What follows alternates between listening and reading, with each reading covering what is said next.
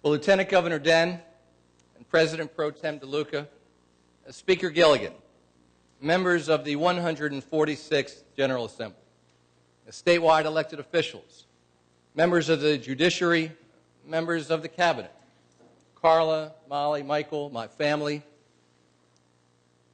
the people of Delaware, and our state employees.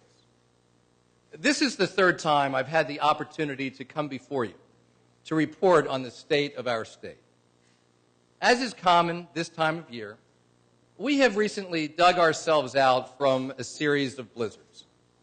When such storms occur, we see people across our state out in their driveways, shoveling their way out. Neighbors helping to clear out their block together. Strangers who have stopped to help dislodge another's car from a snowbank. And of course, we see the snowplows at work. And when things are at their worst and most dangerous, we see dedicated state employees and members of the National Guard out when the rest of us are safe and warm inside, a literal and visible example of the famous tagline, "Your tax dollars at work."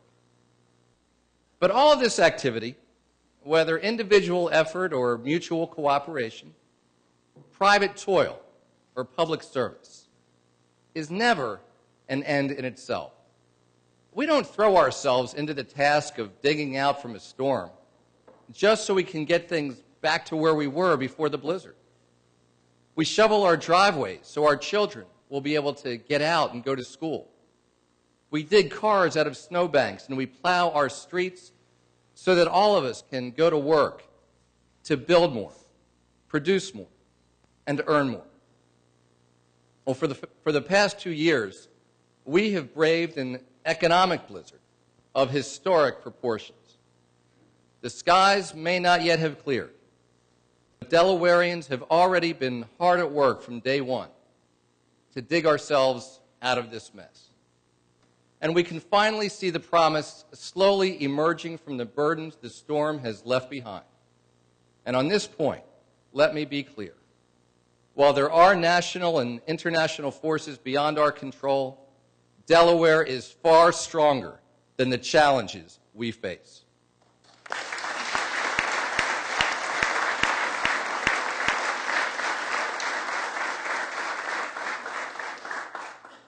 Hundreds of workers are preparing to reopen the refinery in Delaware City. Representing them today is Esteban Gonzalez, a Smyrna resident who first started working at the refinery way back in 1981. Last year at this time, the facility was closed, and Esteban faced a very uncertain future. But what a difference a year makes. Recently, Esteban was hired by the Delaware City Refinery Company as a technical training supervisor, where he is helping to lead the effort to retrain returning employees. Esteban, welcome.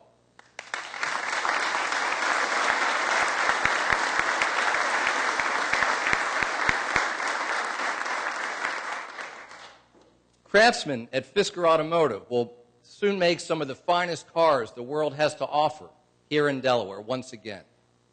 New workers at ILC here in Kent County are making critical components of advanced airships to aid our armed forces overseas. Purdue is moving its agribusiness headquarters to Seaford, creating hundreds of jobs in the process, and Mount Dare in Millsboro is growing as well. In Dagsboro, hundreds of skilled workers are installing equipment to make the NRG power plant dramatically cleaner. We won the National Race to the Top competition for our plan to create stronger schools. And our focus on fiscal responsibility has made Delaware one of only 8 states with a AAA rating from all 3 bond rating agencies.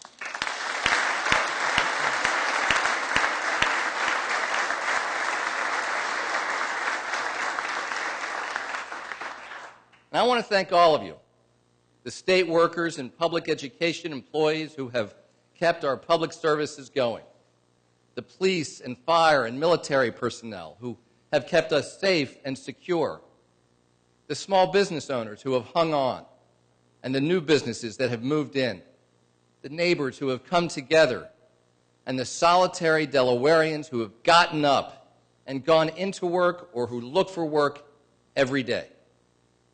And I want to thank everyone in this hall today for all you have done to help keep our state going during these challenging times. But we haven't done all this simply so we could scrape our way back to where we were. We have worked. We have struggled. We have dug down, and we have pushed back to clear a new and brighter path to the future. A future where all our citizens can find a job that provides an opportunity to employ the full scope of their abilities. A future where all our children can learn what they need to compete successfully in a world of challenges. A future where our families can live together in peace and safety, enabling them to fulfill all their dreams. A future where we all come together to improve our communities and protect the weakest and neediest amongst us, and where we all come together here in this great house of democracy to sustain that future without rancor or malice, but in common purpose and concerted effort. 2 years ago, I swore an oath to promote those values, and I gave you my promise to help build that future. For the past 2 years, we have cleared the path to that goal, even as the snow obscured the way. Now the choices we make this year must further build to that promised future. That future starts with expanding the size and scope of our economy. We are working every day to help our existing businesses grow and looking for the new businesses and industries that will enrich our future. We've implemented a number of new initiatives. I'm about to propose a few more. But our success at creating jobs demands more than a tax credit here or an incentive there. It's about our culture. We must think like entrepreneurs and others who create jobs.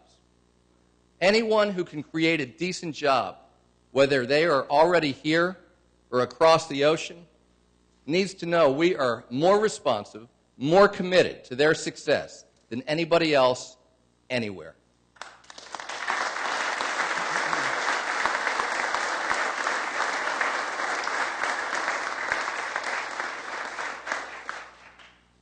That's why I will again be recommending significant funding for the Delaware Strategic Fund.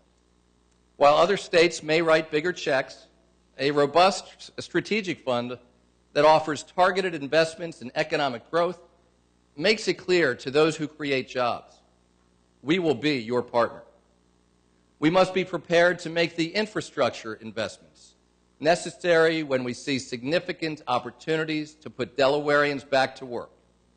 I'm proposing a job creation infrastructure investment fund that will allow us to seize the best opportunities for investing in future jobs in ways that our Transportation Trust Fund currently cannot.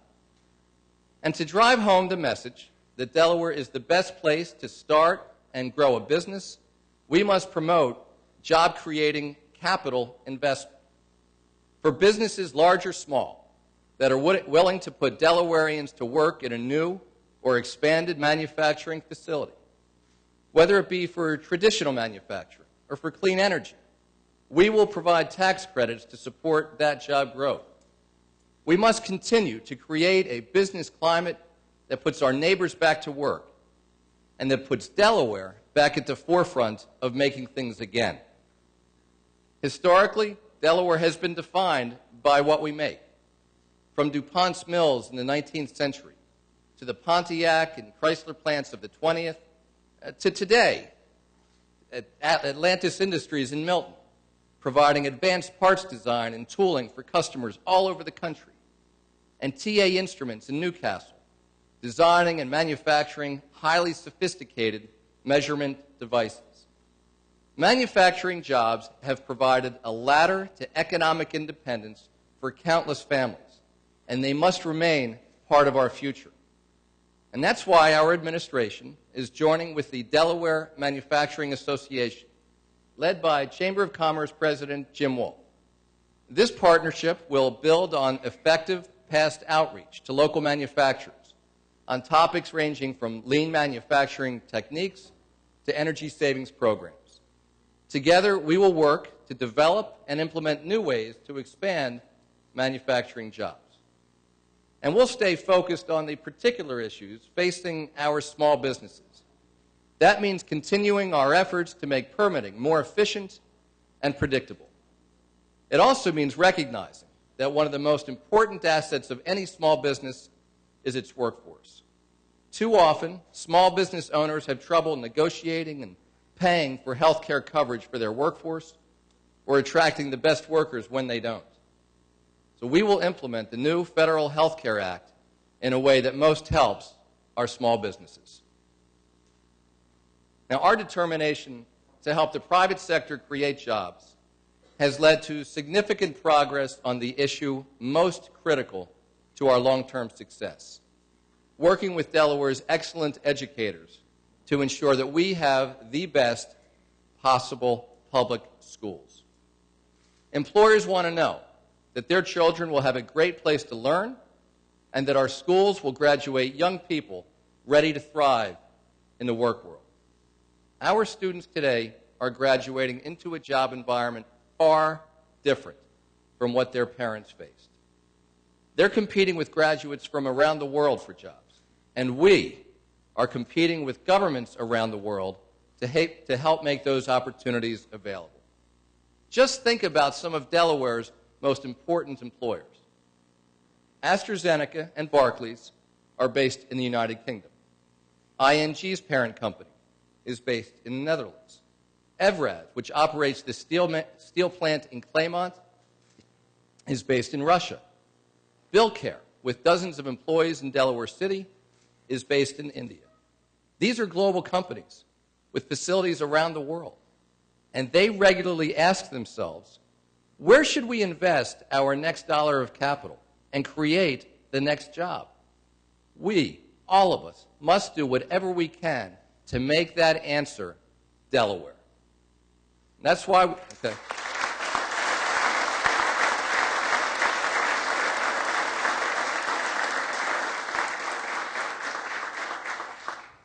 That's why we recently proposed, and the State Board of Education, led by Terry Quinn Gray, adopted the final regulation making Delaware one of a handful of states to require completion of a world language in order to graduate. Let me explain why it's so important that our kids be multilingual.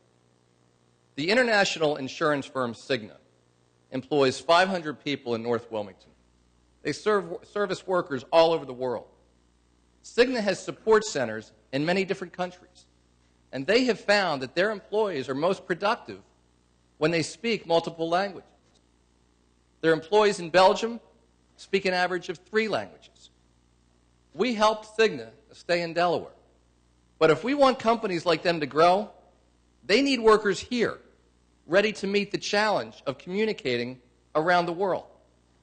Now that's why during my recent trip to China, I signed an agreement with the Hanban Institute to bring several teachers from China to Delaware, offering Chinese language courses to our students at virtually no cost to our state.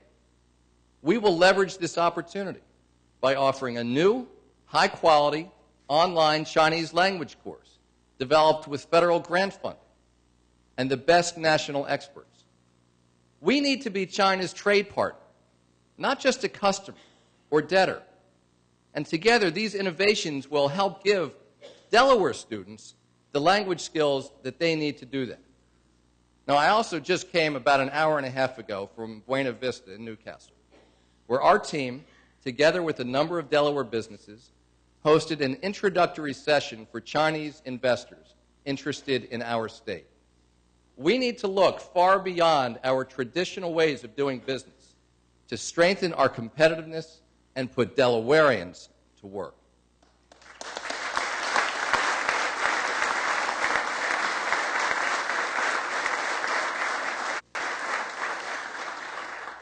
The language that underpins most of the innovation that drives global growth is science, technology, engineering, and math. It's called STEM. We've created a STEM council to be led by Judd Wagner of the Brandywine School District and Senator Ted Kaufman, himself an engineer and someone who is passionate about helping Delaware students develop critical STEM skills. The council will ensure that Delaware schools have the high-quality programs and partnerships necessary so that students gain the critical skills and knowledge that they need for high-quality jobs.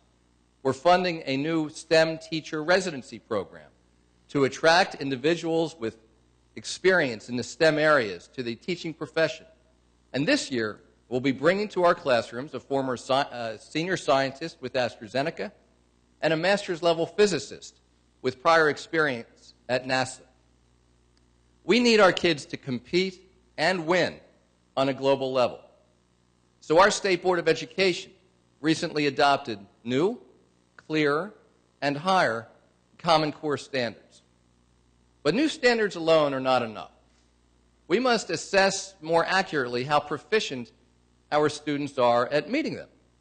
So last year, Education Secretary Lowry convened a group of 150 stakeholders to consider our standards and our students' performance on national and international assessments. They concluded that we need to face facts in a new way. And here's an analogy. It's as though as kids in Delaware and across the country have essentially been practicing basketball on an 8-foot-high rim. But kids around the world have been practicing on a hoop that's 10 feet high. Our kids may be good at hitting those 8-foot shots, but the game's played at a higher level. So when we tell our kids that they're proficient based on an assessment that is used only within our borders, but then they have to compete with students outside of our borders who are used to making the harder shot, then we're not being very honest with them. Now, of course, it's one thing to raise the goal. We also need to ensure that we're lifting our kids' game. And that's exactly what we're doing. With the help of our teachers, DSEA, administrators, the business community, parents, and others across the state, Secretary Lowry developed a plan that was ranked #1 in the country in the Race to the Top competition.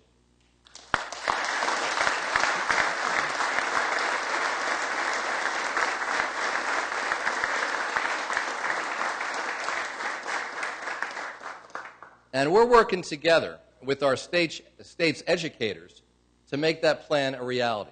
And here's what it means for our kids.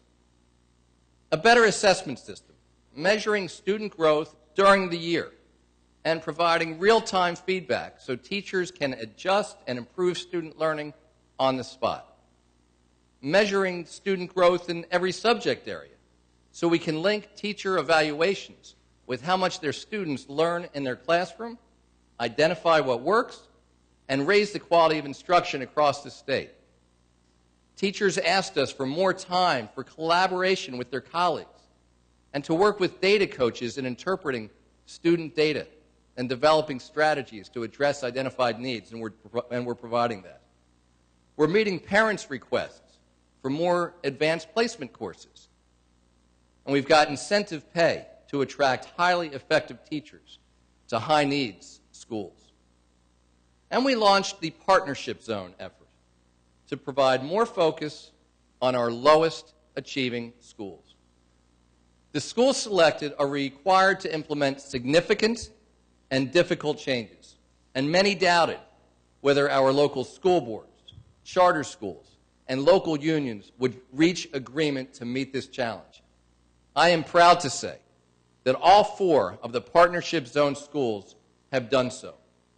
We've received bold plans, including leadership and staffing changes, hiring flexibility, the creation of focused academies, and the implementation of longer school days and school years. And we also know that as critically important as our K-12 initiatives are, it's also essential to ensure that children arrive at kindergarten ready to learn.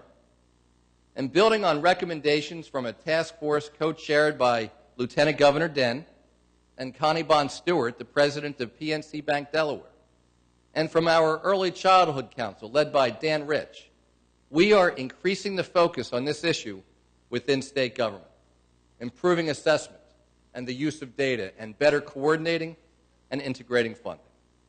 In the last 2 years, Delaware established itself as the first state when it comes to education reforms.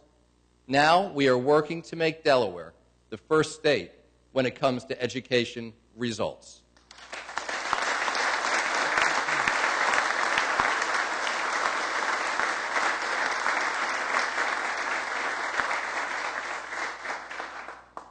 If our kids are going to learn to the best of their abilities, they need to be safe. Schools can be the site of terrible violence, and the plans currently compiled by each of our public schools in terms of how they react to emergencies, they vary widely, from fairly complete in some schools to virtually non-existent in others. We must do better.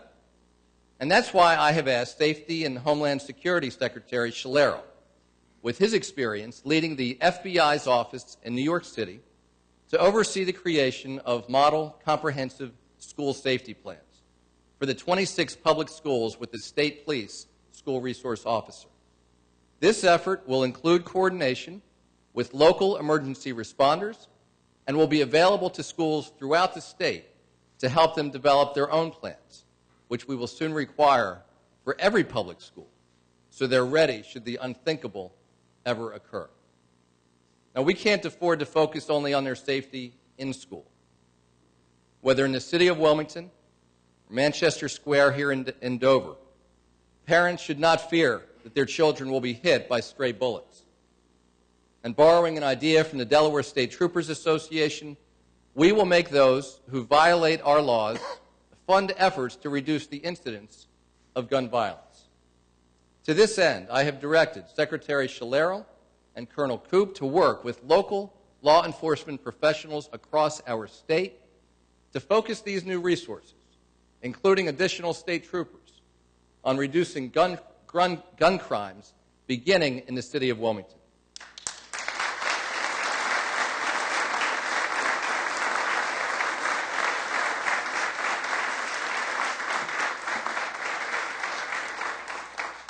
With the pledged cooperation and leadership of Attorney General Biden, Mayor Baker, and Councilman Jay Street and others, we will work together to reduce this tragic gun violence.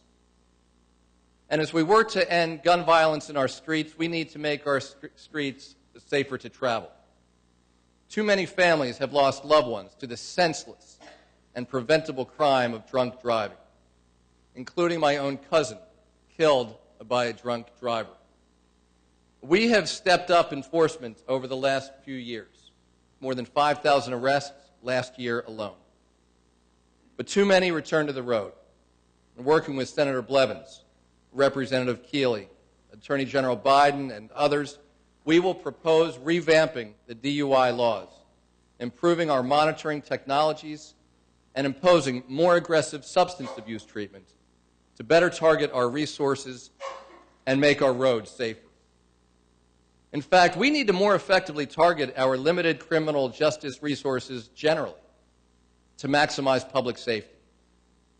That's why we're launching the Justice Reinvestment Initiative, supported by Senator Sorensen, Chief Justice Steele, and others, to partner with both the U.S. Department of Justice and our own frontline criminal justice personnel to identify and adopt new policies that will reduce crime, reduce recidivism, and reduce prison populations, as states like Kansas and Indiana have done successfully. Now, maximizing the return on every public dollar we spend must be a central goal during these difficult times. Over the past 2 years, we have made tough cuts. We have implemented stringent efficiencies. We've reduced the size of our state workforce. These efforts will continue. I'd like to thank our state and public education employees for the shared sacrifice they have exhibited and for responding to the noble call of public service. Our state and public education employees have families, children, and parents for whom they provide care They have bills to pay just like all Delawareans. We thank them for their dedicated service and hard work. But the financial pressures that we confront as a state government demand that we take a hard look at the costs of our employee health insurance and pensions. Between them, they account for $453 million of our budget. Taxpayer contributions for state employee pensions increased by 594% over the last 11 years, and for health care by 257%. While this escalation is not sustainable, we value our state employees, and they value the benefits they receive. So the proper course is to work together with our state and public education employees to find the best and fairest ways to achieve near and long-term savings. We have begun a dialogue with representatives of the major state and public education union leadership teams and leaders from within the General Assembly. I am open to any and all good ideas, but we must secure the necessary savings during this session of the General Assembly because the cost of delay is just unacceptable.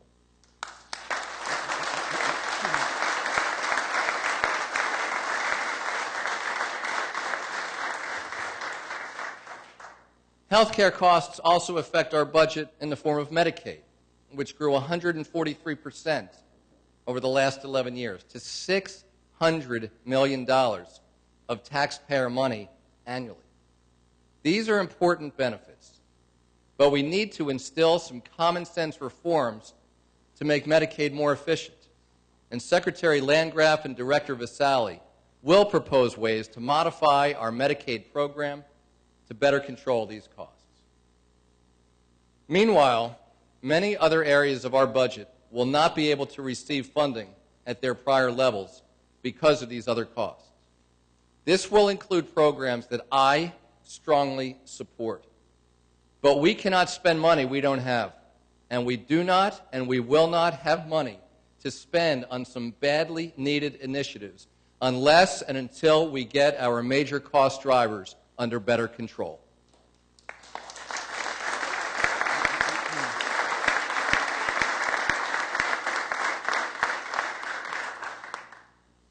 Now, we're not just looking at the largest areas for savings, however. In the past year, we forged new partnerships between the Division of Historic and Cultural Affairs and nonprofits like the Biggs Museum, the Rehoboth Art League, and Preservation Delaware. These partnerships expanded public access to the arts and history without increasing government spending. And this year, you're going to see more of this kind of innovative thinking. For example, next month, Secretary of State Bullock will launch a first-ever arts marketing campaign using significant private and foundation dollars to help make arts organizations more self-sufficient. A greater efficiency is crucial to our success, but we cannot leave vulnerable Delawareans behind. For those in our state hospital, we have made improvements, and we have more to make. But we should be treating fewer people in institutions and more in the community. Working with advocates, Secretary Landgraf has developed a plan to make the transition to more community placements, and my budget will reflect that plan.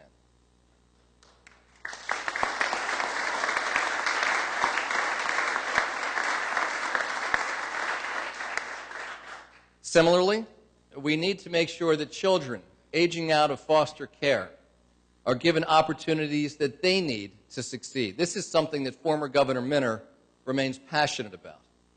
That's why Secretary Rapicelli of the Kids Department and Director Bonatti of the Delaware State Housing Authority are launching a partnership that will provide safe and affordable housing for these youth while they move toward independence.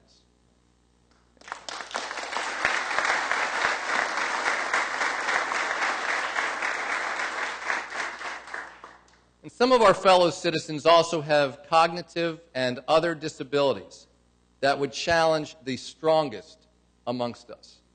Yet they have a fierce desire to contribute and to participate in our society. The Sheltered Workshop and Employment Program allows them to do just that.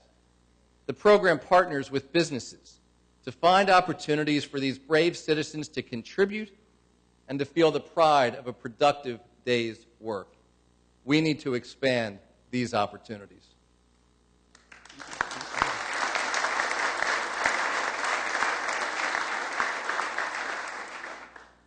Now, across our state, we see a renewed spirit of service. We see it in those who serve our country through the National Guard and at the Dover Air Force Base. Like Karen Berry, who is both a teacher at Sussex Central High School and an officer in the Delaware National Guard, and her husband Mike, a state trooper who recently returned home from serving our country in Afghanistan. Mike and Karen, thank you.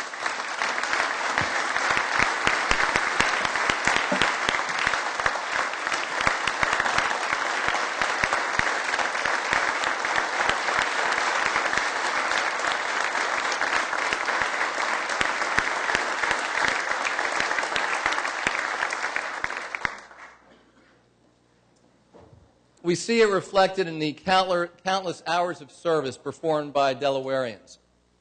My wife, Carla, is doing a great job helping to lead an effort to make the first state first in volunteerism, and so many have responded.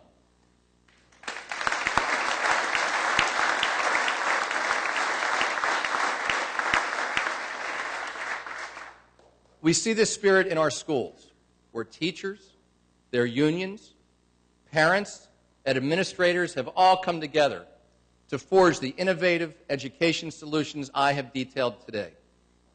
Other states have seen pitched battles where teachers and politicians demonize each other, but that is not our approach in Delaware.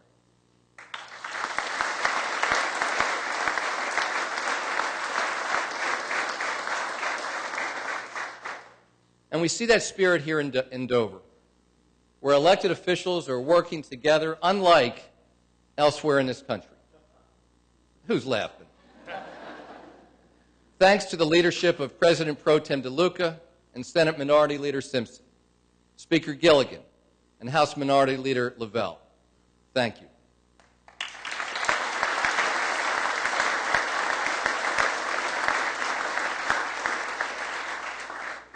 And perhaps we have seen that spirit best in two great leaders who may no longer be serving in elected positions, but who exemplify the leadership required to move our state forward.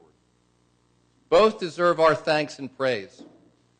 One served in Dover and Washington, and in both places earned a reputation as effective, determined, and always willing to work across the aisle.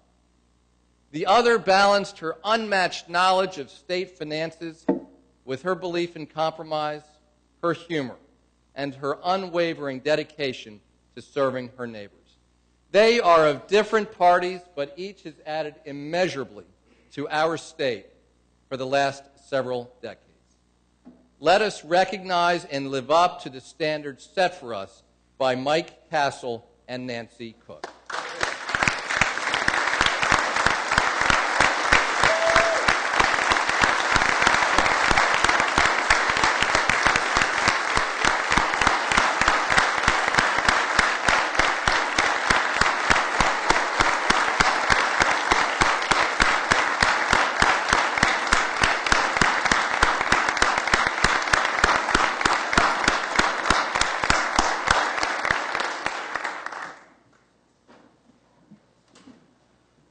And we can see that same spirit of service every day in the Samaritans who rescue strangers in a storm, in our neighbors who band together to dig out from under a snowfall. We see it in those small business owners keeping their doors open so that longtime employees can keep a paycheck coming.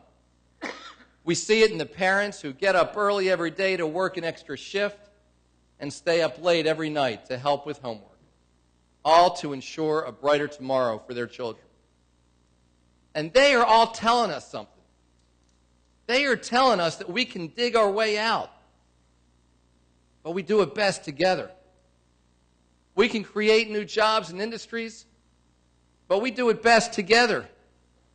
We educate our children to face the world's challenges, but we do it best together. We can make our schools and communities safer and help those in need, but we do it best together. And we can make state government more efficient and effective, but we can only do that if we do it together. God bless you. God bless America, and God bless the great state of Delaware.